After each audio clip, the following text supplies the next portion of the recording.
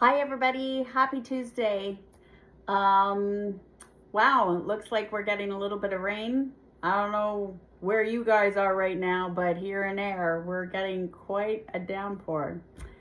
Anyways, I thought that I would put a video together. I know it's not midweek yet, but in the back of my mind, I thought it might be a good idea to do a video um, on a day where I'm still not 100% myself. And I I do fake it till you make it really well. So this is going to be difficult because my personality is, on the outside, we're just going to pretend everything's okay. Well, we're like on the inside, we're going, this is crazy. Anyways, uh, second day post my bike ride from Elora to Barrie, Saturday and Sunday of last weekend. Um, yeah, I I thought the first weekend was challenging physically. Um, I wouldn't necessarily say it was the first weekend was mentally challenging, but I did have to bike against some pretty, intense winds, especially on Sunday. So there's a lot of convincing myself that to keep going, keep moving, that kind of thing. But nothing, and I mean nothing like Saturday of this past weekend. Like it was, again, I don't even know the words to describe it, but Saturday I woke up and I honestly almost started bawling right away because I was like, there's no way physically I can pull this off. And I was estimating that this past weekend was going to be a total of over 200 kilometers, both Saturday and Sunday. So, feeling the way that I did Saturday morning, I was like, oh my God, this is like the first weekend, and now I have to repeat it and possibly do more kilometers. And it was just, um, I was I was really having to convince myself that I was gonna be okay. I just needed to get on the bike. I just needed to start moving. Somehow something was gonna happen and I'd be okay. And I mean, obviously, I made it to the end of the day, but that everything is gonna be okay was like didn't come at all Saturday. Like Saturday was not only physically demanding, but mentally I was just like, it took all of me to keep going. My muscles, like it took like halfway through the ride before my muscles realized that I wasn't going to give up, that I was just going to keep going, and I didn't care how slow on the trail I was going. I was going to keep pushing. So I think they kind of flew up their white flags and went, okay, all right, she's not getting off, so we might as well at least try and help her out a bit. But it was mentally challenging for me. And getting to the end, when I finally reached the end at Caledon, um, I couldn't help it, but I just like, excuse my language, but I lost my shit. And not like in an angry way, just like I had like the biggest emotional outburst I think I've had in a very long time. But anyways, I mean, how can you not, right? When you start off the day in such a negative headspace, or what you feel is a negative headspace, and you really have to try hard to convince yourself and remind yourself of all of the reasons why you're doing this in the first place.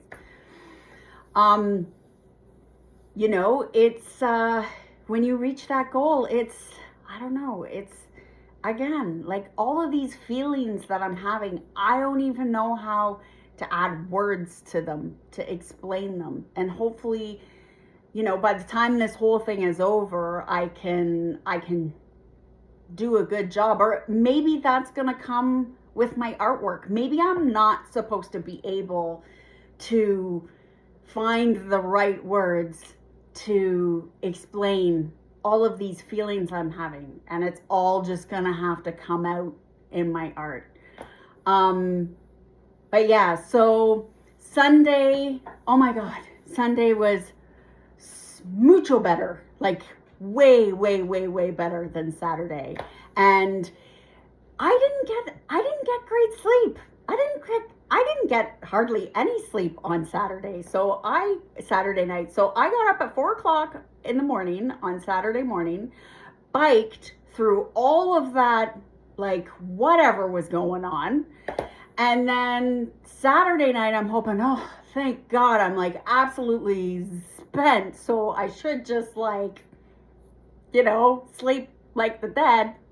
Nope, can't have it. Was tossing and turning, and you know, my hip was bothering me a lot. And I think it has a lot to do too with, I just happen to like, you know, every time I'm sleeping somewhere other than the comfort of my own home, I usually have a rough sleep. But I honestly thought that I was totally spent and could probably sleep like a log. But anyways, even with the not so great sleep, Sunday, wow, like I just blew through Sunday. And I mean, when I got to Barrie, I think the most challenging part was just at that time, it was a long day. I had been sitting on a bike for almost 18 hours throughout, you know, Saturday and Sunday. I was getting agitated. My hip started bothering me.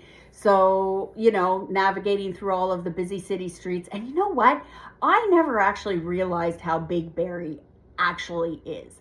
Barrie's huge now. Like, I mean, massive.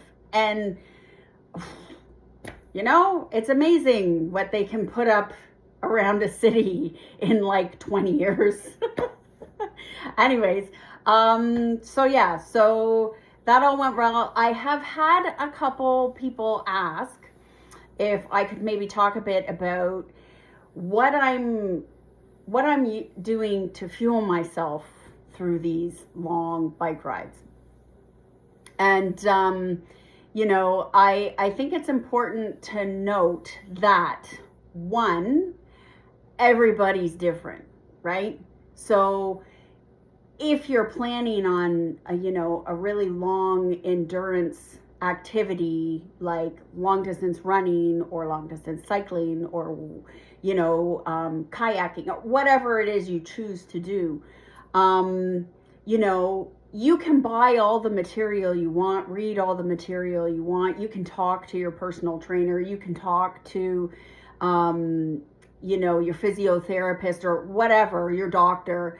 But the bottom line is that you know your body best. And I know my body like really well. And, you know, I spent the 7 weeks prior to this escapade of mine planning out all of the things that I needed to do to help me get through this ride.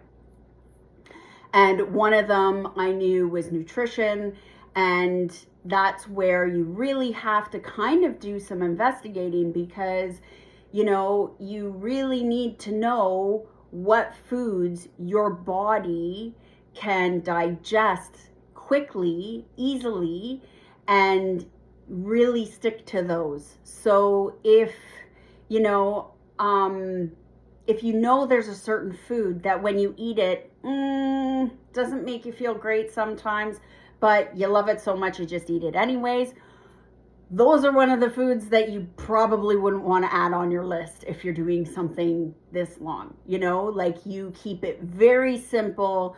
You keep it, you know, throughout my ride. I don't have any protein, which I think for some people who, you know, who know a little bit about fitness and body and how it works and how it rebuilds and where you get your energy from. I think some of them would be surprised to know that I actually don't incorporate any protein in my diet during the ride. It's all simple carbs. Um, it's all easy to digest. It's things that I know that will give me energy as quickly as possible, and that won't kind of, you know, slow down my stomach, because the more your stomach has to work to digest something you've eaten, the more energy it takes from your body, which means that your energy output for your long distance, whatever it is you're doing, is kind of, you know, hindered. So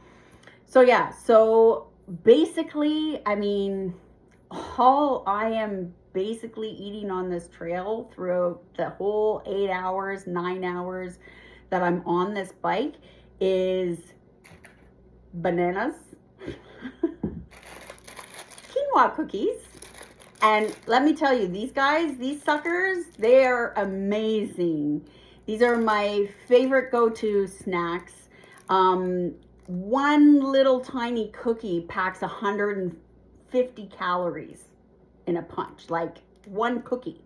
So when I have 2 cookies on the trail, that's 300 calories. And because they are cookies and they're quinoa and they are gluten-free, they literally, I eat them, and within 15 to 20 minutes, it's almost like I can feel the benefits from these guys.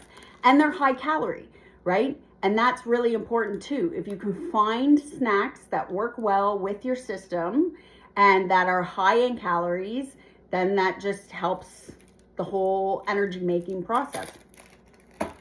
Of course, the interesting part of this journey is the meal that I actually have, that I eat for like my 2 quote bigger meals of the day.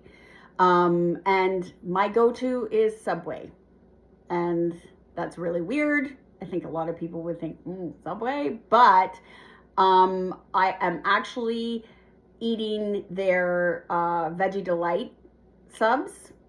No meat at all. It's just packed with veggies and their sauce and mayo, and that's it. So when I start out, of course, I have a really big breakfast before I leave.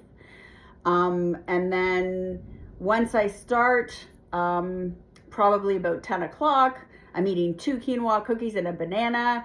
And then around like lunchtime, I'm having a 6-inch veggie sub.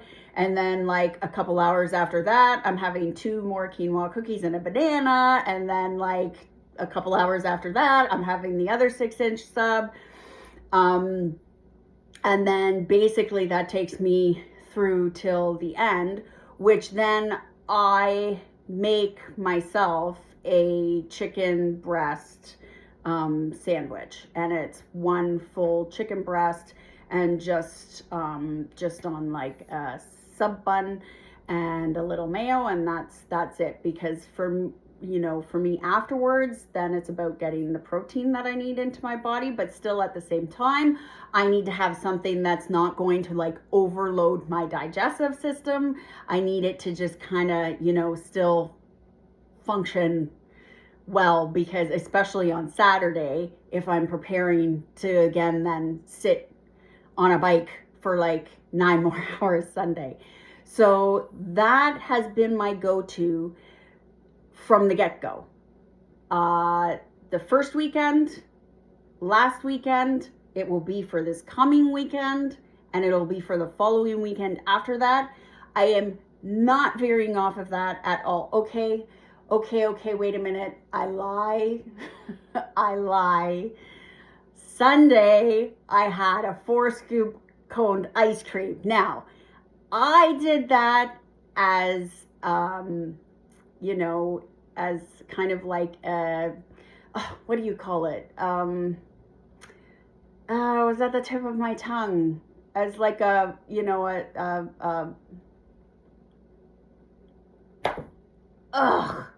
why is it that every time I really want a word, it just disappears somewhere? Anyways, I went to my favorite ice cream shop in Thornton, which is an ice cream shop that my mom and I used to always stop at when we would go to visit my sister. So in memory of my mother, I had a 4-scoop ice cream. And honestly, I have been on this crazy diet for like 2 months now. And I know I had ice cream on Mother's Day. I allowed myself to have ice cream on Mother's Day when Garrett took me out. And that was amazing. But I am telling you, like, the ice cream on Sunday was just almost euphoric. Like, it was crazy. It was so good. But I paid for it. Because as soon as I got 10 minutes back on the bike, everything started going. And I thought, oh, man. See what I did? But thankfully, it was packed full of sugar, so I managed to make it to my daughter's house. But you know what? I mean, that's the thing. This is my go-to for actual food because it is the only thing that works for me. And if you're planning on doing something big like this, that would be the advice I'd give anybody, is just leading up to it, figure out what works for you, and, trial and error. Eat everything that you can, and then just keep a journal or a log about what works and what doesn't, and how do you feel like 20 minutes after you eat something, and, how do you feel right away, that kind of thing. And it really helps out. I know they have a lot of stuff in the bike shops, like, little pouches that you can like slurp back, that kind of thing.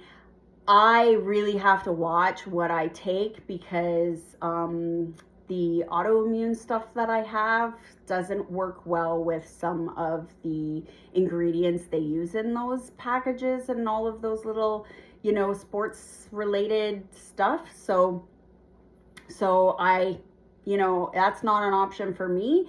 But it could be an option it's obviously options for other people, so that might work for them. But anyways, that's what I've been doing. And the biggest number one thing for me, and this has been for like over 10 years now, is my hydrator. So my hydrator is Vega.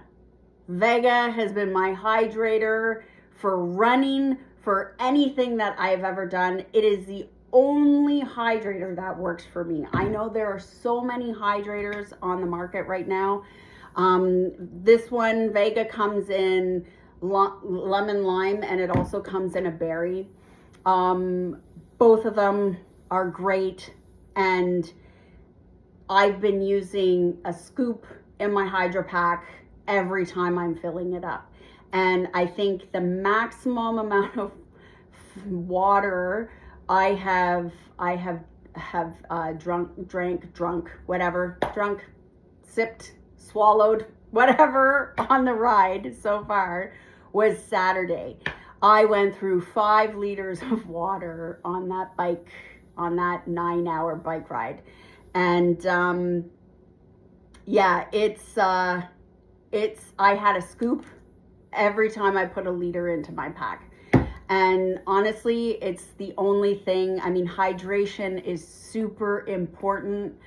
It is one of the key factors for making sure that your muscles are working and that, you keep your energy up and you're not getting, dehydrated. And that's my go-to. And I'd be lost without it. And to be honest with you, it makes such a difference that I don't think that I could have ever pulled any of this off if I didn't have it. So yeah, so that's just a little bit about what I'm doing, nutrition wise through this whole ride. And honestly, it's just those snacks, the hydrator and the chicken breast sandwiches afterwards. And then of course, yesterday, Monday, it's like really high protein meals, and today is really high protein meals. Of course, constantly still doing the hydration, right? Because honestly, yesterday I wasn't even biking and I was sweating like I was biking. Like it was just dripping down. So, I mean, it's really important for me to just constantly keep that hydration level up. But anyways, yeah, so this coming weekend I am biking from my daughter's house in Barrie to my sister's house in Midland. And it's not a straight away from Barrie to Midland. It's kind of like a go around and then up to Penetang and then over to Midland. And then on Sunday, it will be Midland to Aurelia. And I am thankful because Saturday's ride is only supposed to be 70 kilometers. Woo! Thank God. And Sunday's ride is only supposed to be 50 kilometers. So I hope that I've got that right. I checked it out with Google just to make sure, and it seems like it's, that's what it is. So yay, and I'm really excited because I feel like that will free up more time for me to be able to take pictures. And on this weekend's journey uphill, I am taking my big jumbo lens on the bike and hoping that I'll be able to use that as well and get some pretty good shots. But anyways, that's the update. There's so much I'm missing, but if I were to talk about everything that happened, man, this video would be longer than 22 minutes. So I'll just kind of sign off there, and I'll still just keep posting some of my stuff in between now and Saturday. And then once Saturday comes, I will be back on the trail. See you there. Ciao.